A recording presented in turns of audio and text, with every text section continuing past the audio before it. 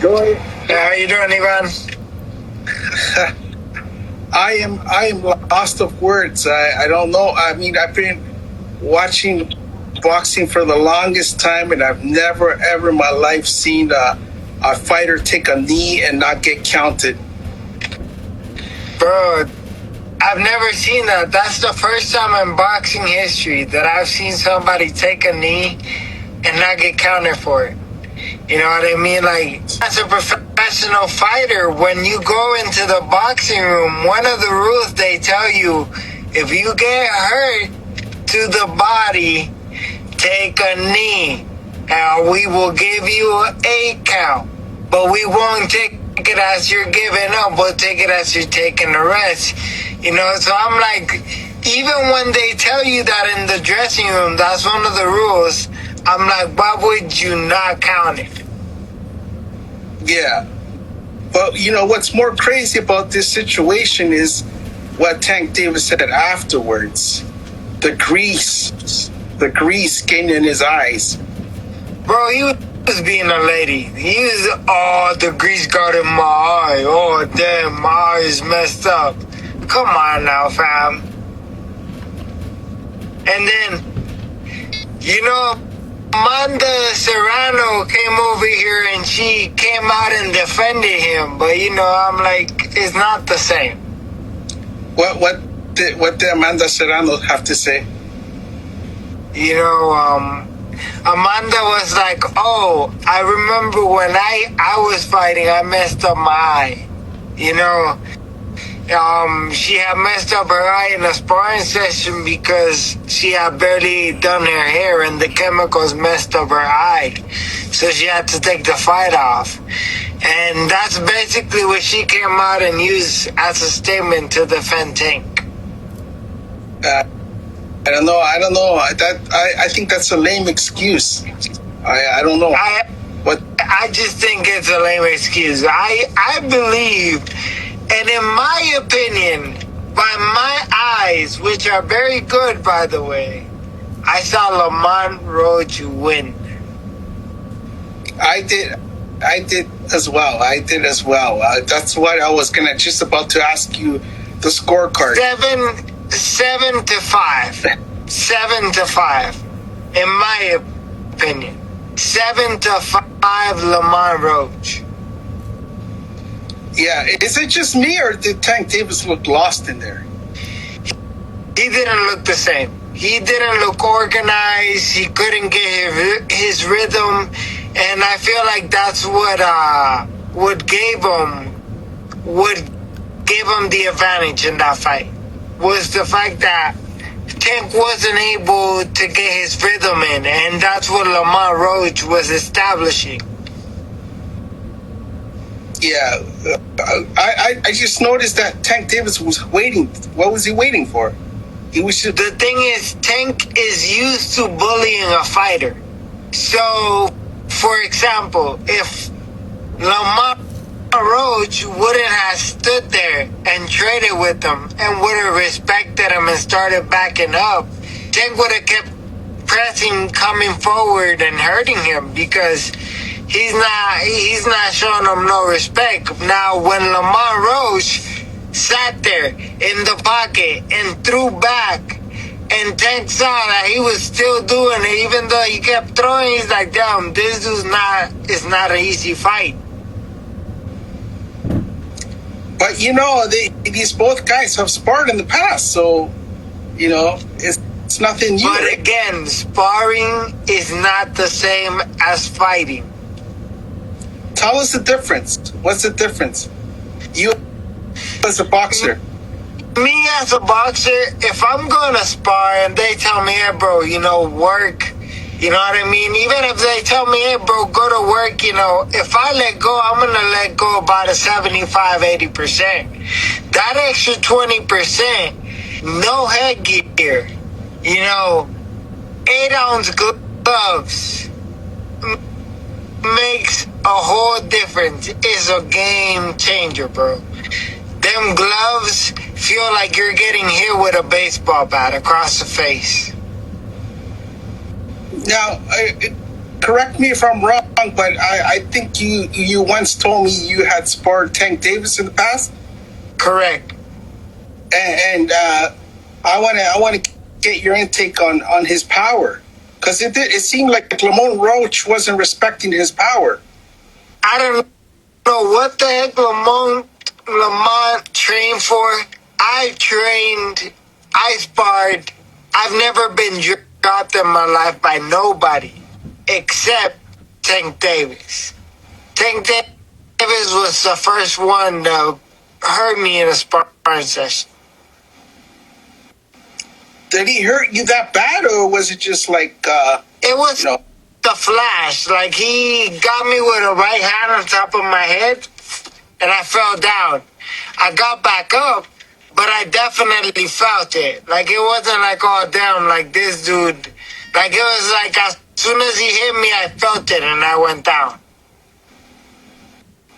so it's the same thing with Lamont Roach, because he didn't go down, but he didn't seem to be faced by TankDavis power. No. And it just it surprised me, because Lamont Roach was coming up. He was coming up in weight. Yeah, he was coming up in weight, but he adapted better to the weight, because some fighters do better in higher weight classes than lowers, because they don't have to drain themselves a lot. My uncle was actually telling me to fight at 147, 150, and I mean 154, and I was like, no, you know what I mean? It's too much weight. How does someone like you make weight? Because it's crazy when I see someone so tall like you and making weight, cutting weight. I mean, I fight at 135, bro. Like, sometimes I'm like, God, I don't know how you gave me this body, this metabolism to do it. And I don't have to kill myself doing it. I just gotta be mindful of what I'm putting in my body, not starve myself, but also not like go eat a dozen donuts and expect me working out 3 hours is gonna make me better. No, like, I can go have a nice plate of rice, good plate of chicken, add some vegetables on the side. I don't have to add too much seasoning, but eat healthy enough to where you can maintain, and not starve yourself. Couple weeks before the fight, when you're close to your weight, day of the weigh-in, you go wild, you eat a dessert, but you eat everything that is carbs that are good, as in,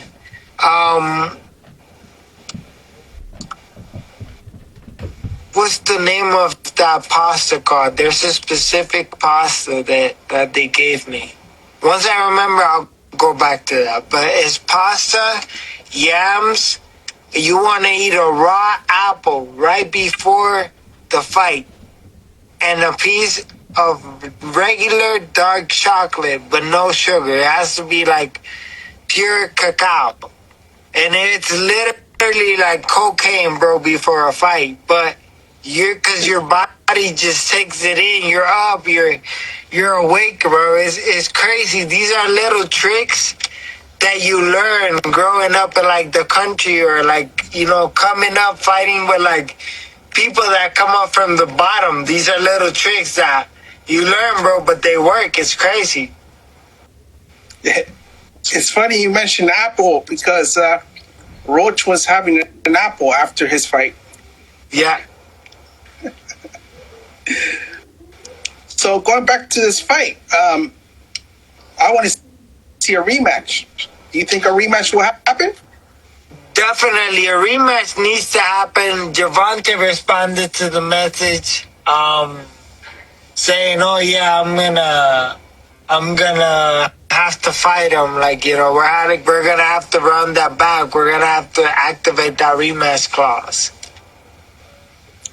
How do you see that rematch ending? I believe Tank can win the rematch for sure. I feel like Tank's gonna have enough time to adjust on the rematch. You know, if the rematch was to happen, it should have happened immediate. Yeah, I think it should happen right away as well. But I'm just thinking about what Tank Davis said not too long ago about retiring. Is he going to retire after a rematch, or is he going to continue? Because I heard some boxing fans wanting that Shakur Stevenson fight.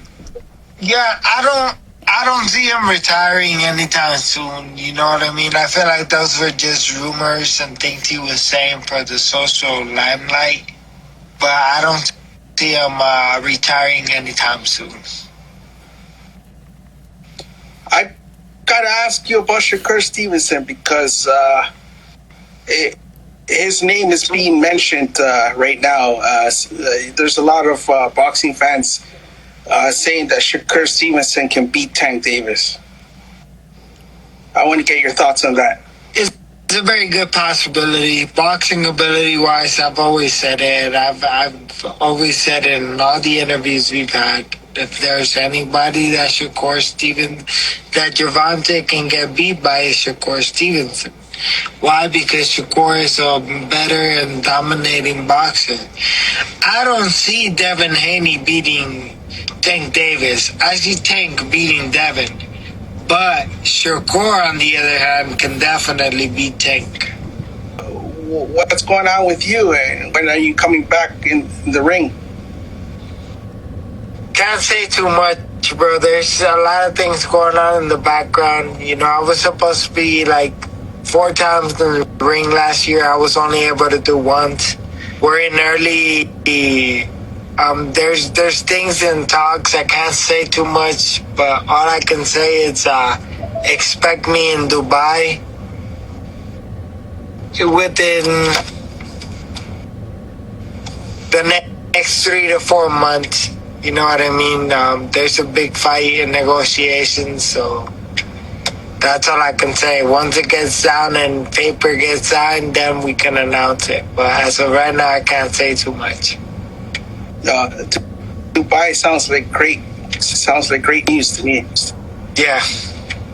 Yeah. It's a great opportunity. I'm not gonna let go. You know what I mean? I know for this fight, I know I wouldn't be coming in as the A-side fighter, but it's one of those fights where you gotta come and you gotta upset. You know what I mean? Show what you got. And I've been in the quiet. I've been in the shadows for a while.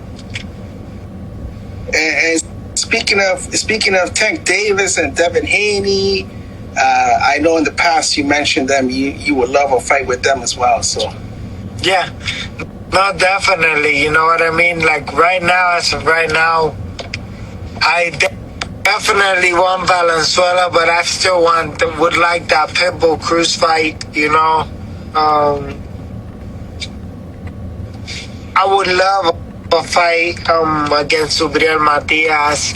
You know, it's a lot of interesting fights that could definitely happen. But like I said, can't really say too much, man. I gotta wait till this contract signed, then we can do the talking. Well, since you mentioned Valenzuela, what did you think of his performance and Matias as well? Yeah.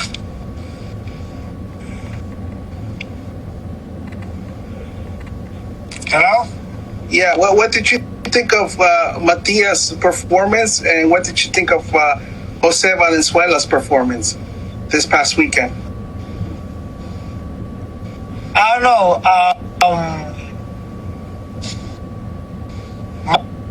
Matias showed something different that he didn't show before. And Valenzuela, I didn't think Valenzuela was gonna lose.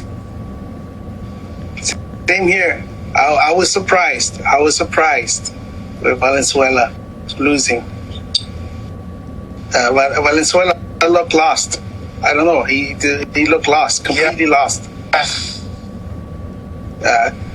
I've seen him do everything. I've seen him box. I've seen him punch. He can do it all, but I don't know Yep. what happened. He shut off.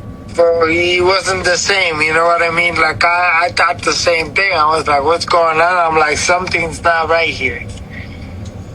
Yeah. But hey, boxing, bro, styles make fights. Most people don't know about boxing. You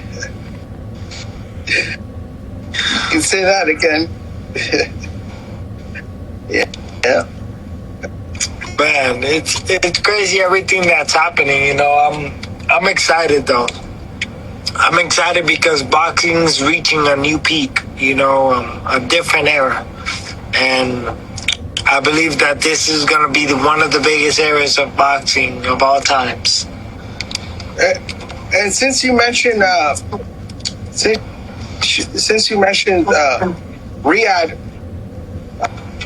I think those guys in Saudi are doing a great job, amazing job. Yeah, oh yeah. Yeah. They're doing phenomenal work in Saudi Arabia. You know what I mean? They're taking care of business. They're promoting their fights the right way. They're making the big fights happen. They're getting rid of that whole undefeated system that messed up boxing. You know what I mean? So it's definitely more of an interesting. They're doing the right job, as in the fact that they want to make a one boxing organization. I'm against that, because then if one boxing organization controls all the money, negotiations cannot be different for everybody, because then they'll try to make a contract. You know what I mean? They'll try to do a Dana White. Yeah. I hear you. You know what I mean? That's the only thing I do not like, you know, about what they're trying to do. Are they gonna push for it? I don't know. You know, if Turkey doesn't push for it, whatever he does, man, is cool with me, because he's bringing new eyes, new attention to boxing. He's bringing in money to boxing. So Good money.